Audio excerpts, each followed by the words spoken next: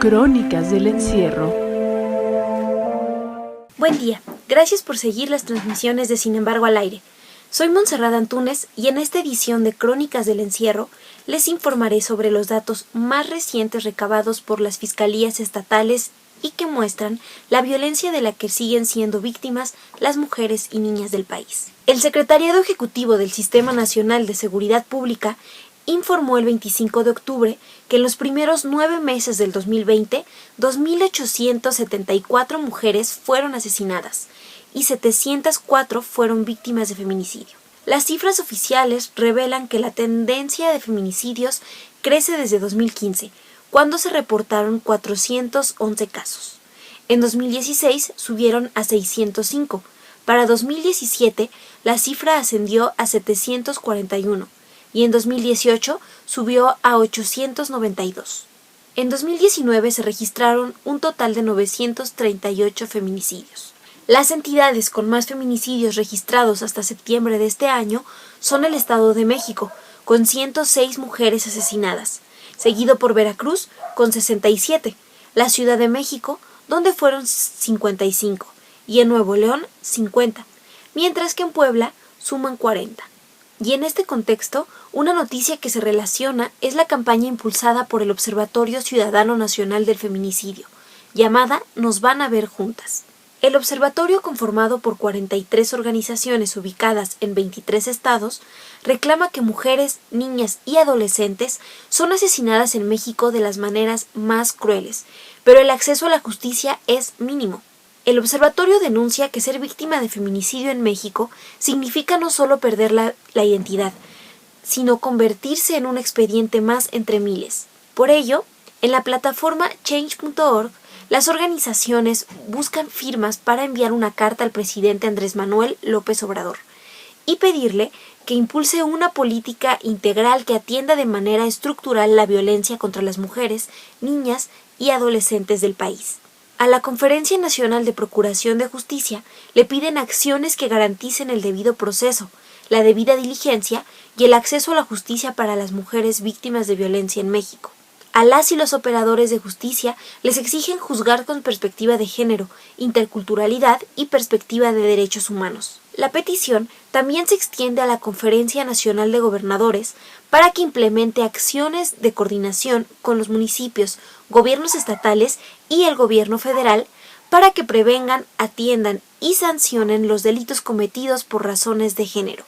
La petición llamada Alto a los feminicidios en México tiene más de 1.300 firmas y las personas pueden sumarse en la plataforma change.org. En otros temas, organizaciones de la sociedad civil hicieron esta semana un llamado para dejar en libertad a la defensora de los derechos indígenas, Kenia Hernández.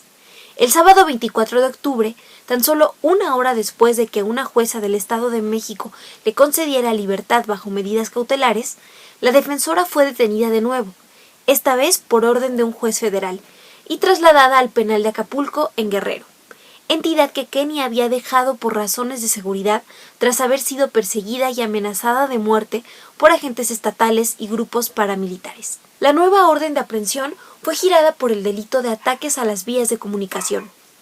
Antonio Lara, abogado del Centro de Derechos Humanos Ceferino Ladrillero y defensor legal de Kenia, publicó un mensaje en sus redes sociales en el que pidió mantener la solidaridad y atención en el caso, y advirtió que existe una campaña de criminalización y señalamiento en su contra, impulsada por empresas concesionarias y gobiernos mismos que persisten en mantenerla en prisión a como dé lugar. Pedimos mantener la solidaridad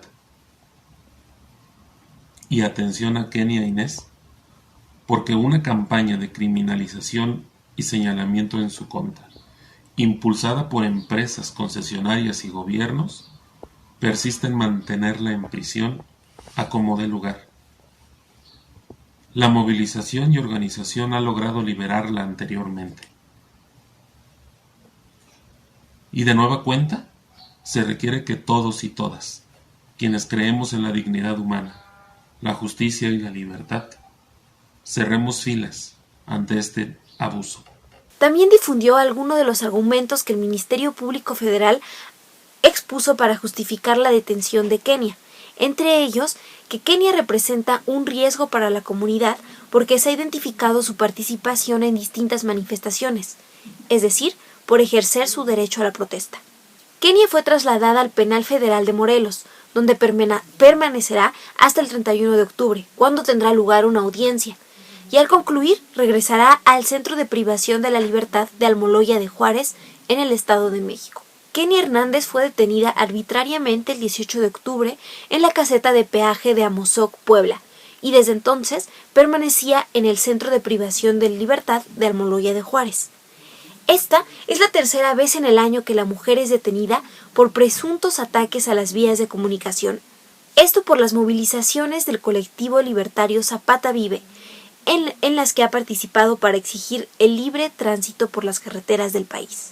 Organizaciones como la Red Nacional de Defensoras de Derechos Humanos en México, PRODESC, el Centro de Derechos Humanos Ceferino Ladrillero y la Iniciativa Mesoamericana de Mujeres Defensoras de Derechos Humanos denunciaron esta semana la criminalización, el hostigamiento judicial y las violaciones a las garantías judiciales que Kenia está enfrentando por defender derechos humanos, por lo que piden su liberación inmediata.